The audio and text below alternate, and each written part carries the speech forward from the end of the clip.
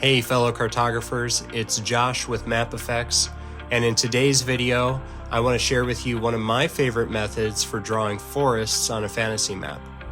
There are so many different ways that you can draw trees on your map, but this is one of my favorite methods because it has a little bit more of an organic, impressionist style that I think works really well on world or regional maps. And best of all, it's really easy to do once you kind of get a feel for it. So let's start mapping. So I'm just going to start us off with a couple of simple mountains here, and I'm going to show you how you can kind of tuck the forests in these mountains and have them kind of going up the sides a little bit so that everything feels cohesive. So the first thing that we're going to do is I'm going to come up here and I'm actually going to turn the opacity of the mountains down so that I can better see what's going on here, and I'm going to create another layer above it, and that's where we're going to start sketching. So the brush that I'm using is this chalk sketcher brush, which is included in the Modern Mapmaker Essential Brush Pack. And I'm just going to be looking kind of at the contours of the mountains, and it's like I think I want to have forests kind of tucked in here, kind of come around and kind of come up the sides of the mountains. We're just kind of looking at the basic shape and have it kind of come down there. And let's have the trees up here, kind of have them come down. We can kind of just bring this down. Okay. Pretty messy, but the sketch isn't supposed to be pretty. We're just putting down some lines, just getting an idea of the shape and just kind of refining it as we go. And I'm actually gonna erase this a little bit. Gonna bring this down a little bit more. And one thing that I like to do is you can actually come up here to the liquify tool, and this just allows you to kind of push things around a bit. Maybe your line didn't end up exactly in the right place, so you can kind of just shift things around, and it allows you to be maybe a little bit more bold, especially since you're working on the sketch. So it doesn't really matter if you're kind of ruining per se the quality of your lines. But now that we have these in place, we can kind of just draw some more contour lines just down the sides, following the natural shape of the cliffs, and that'll give us a bit of an idea of the direction that our forest should go when we start to lay those down.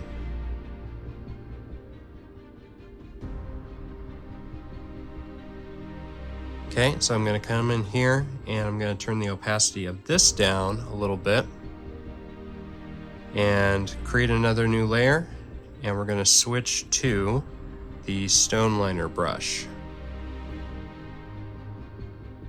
So I'll zoom in quite a bit so that you can see what I'm doing, but I usually like to kind of start at the top and work my way down.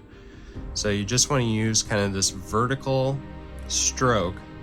You can see there's a bunch of breaks in the line. It doesn't need to be perfect. If anything, it kind of lends to this impressionist style. And you just go down the side of the mountain, and we're just going to stop there. We're going to start at the top again, and just work our way down. And you can leave a little bit bigger break in here if you want. The eye is really good about filling in these spots. Generally, I usually like to work pretty small, or with my canvas pretty small, because otherwise it's really easy to get lost in details, and you lose out. Your line work starts looking really rigid. And for this style, you really want it to look kind of sketchy, pretty loose.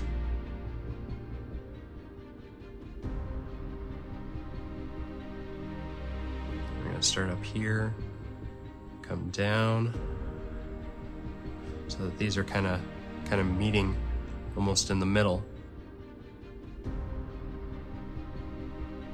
Okay, and I kind of have a bit of a hill that's going this way.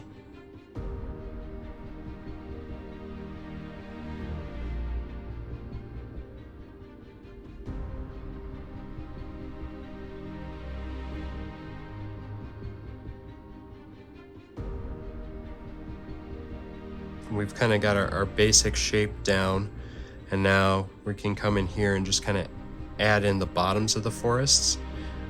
Again, this doesn't have to be real pretty. You're kind of just using a bit of a broken line. It's okay if the line weight is a little bit thicker though, because all of this would be in shadow. So it's kind of a way to use the line weight to imply that there's a drop shadow here. Okay, so let's come back up to our layer panel, and we're going to hide our sketch so that we can better see what we're doing. So now we kind of have a bit of a valley happening here, which is kind of cool. So we're going to keep emphasizing that by bringing the details kind of sloping downward to this valley. And at this point, we're just kind of adding some little details and stuff. Again, you want it to be pretty loose, but you're just kind of continuing to follow the contours and connect everything together so that everything feels cohesive.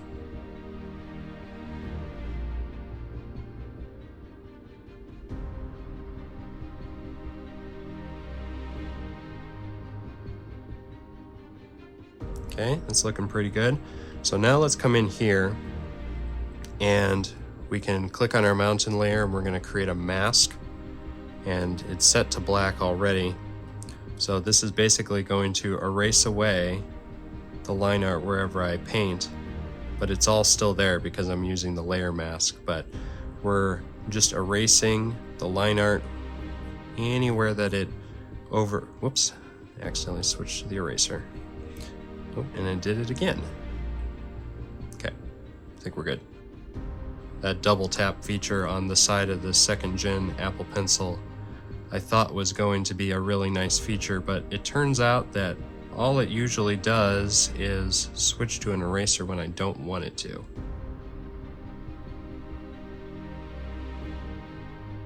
Okay, that's looking pretty good. So let's increase the opacity on the mountain so that we can see a little bit better now.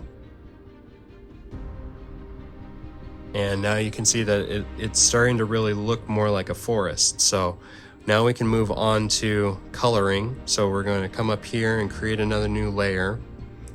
And let's just pick the background as our base. And we're going to just kind of darken it a bit and decrease the saturation. And I'm going to switch to this weathered liner brush.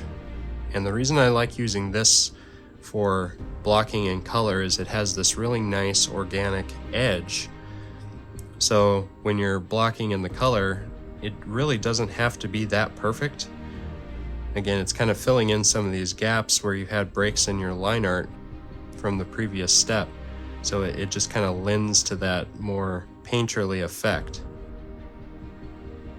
And you can see I kind of went a little bit too far out of the line right there. I'll come back and erase that later. We're just kind of focusing on blocking in some basic color. We can always clean it up a bit.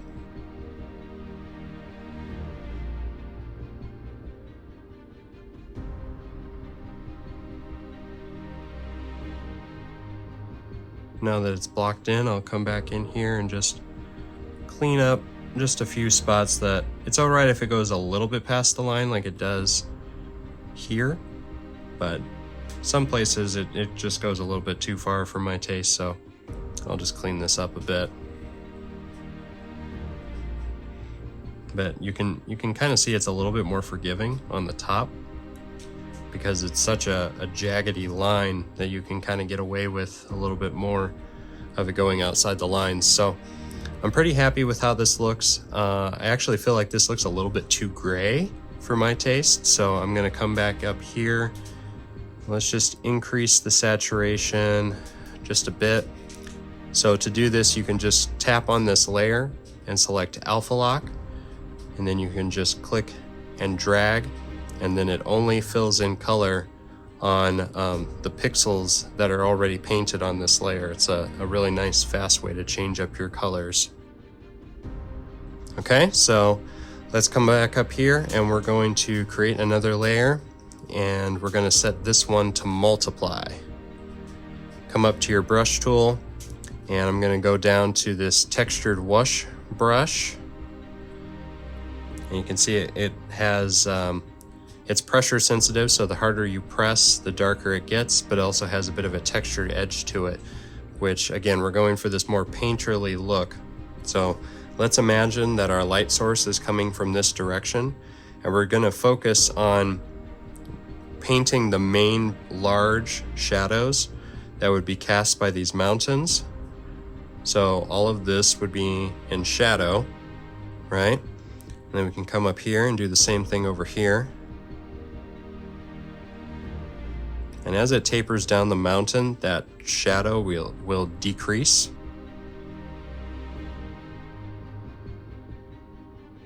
And then this is kind of a bit of a hill, so we're going to just block in some shadow on this side here, just kind of starting where it would be about the middle. And then we can add some shadow on the base where there would be some cast shadow. Let's darken this up a little bit. Okay, and sometimes it helps to zoom out quite a bit, just so you can really focus on where you want to put those shadows and to darken it up quite a bit. And think about the forest as a whole forest, not a bunch of individual trees. You're focusing on shading the forest. So the other thing that I like to use is the smudge tool, and I like using this brushed edges smudger, which is actually a free brush on the Map Effects website. You can find it just in the freebie section. And then I can take this paint, if you will, and kind of move it around a bit and just readjust and kind of refine where exactly the shadows are. And I like using this brush in particular because it has a bit of a textured edge to it, so that it doesn't end up looking too smooth and digital. It kind of preserves a bit of that more painterly look.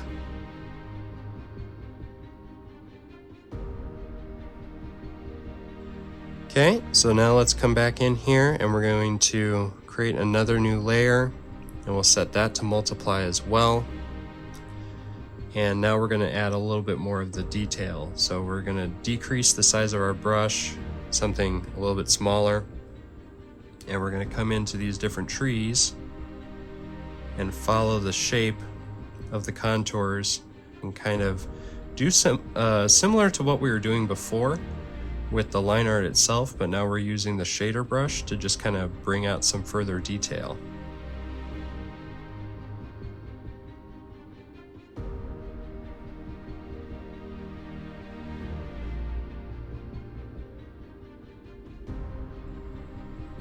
And see, I'm adding in that drop shadow, darkening it a bit, but allowing it to have a little bit of a harder edge. I'm not going to blend this out like I did before. And if you were wanting to do more of a colored map, this whole process would be pretty similar. You would obviously have just blocked in more of a green color rather than going for this more sepia, old world style map like I am here. And see, I'm just kind of focusing on just putting in a little bit of texture. You don't need the line work to do all the work. You can allow some of this shading to make it look a little bit more like trees. Because if you look at some aerial photographs of forests, they have a lot of texture to them.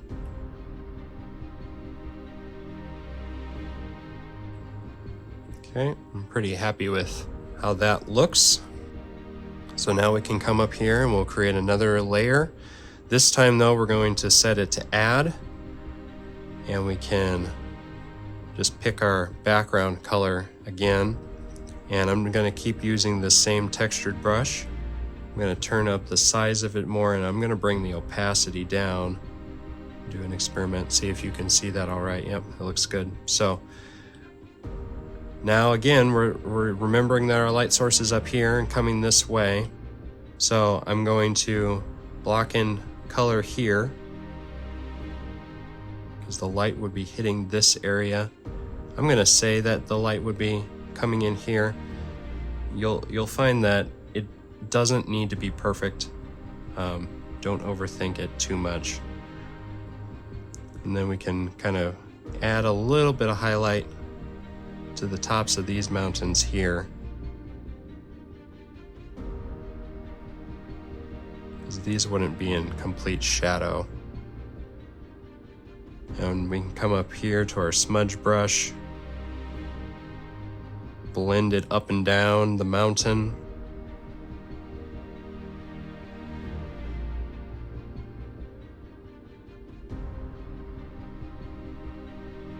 Actually, I think I'm going to add a little bit more right here.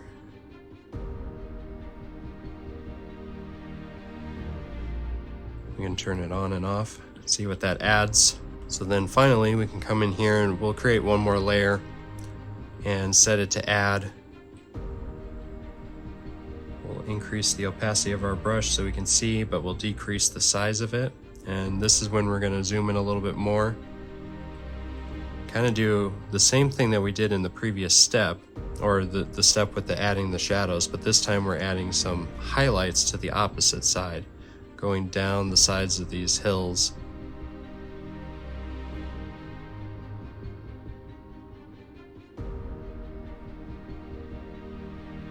Okay, and just so it doesn't look too flat in these shadowed areas, let's bring our opacity down quite a bit.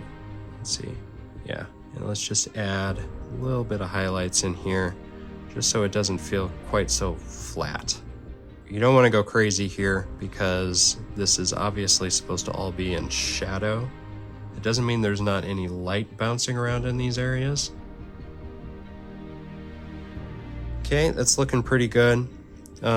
Sometimes I'll come back in here and I'll create another layer once I've gone through and done the shading. Sometimes you kind of lose some of the dimension that you felt like you were getting before, so you can come back in here and just add a pop of highlight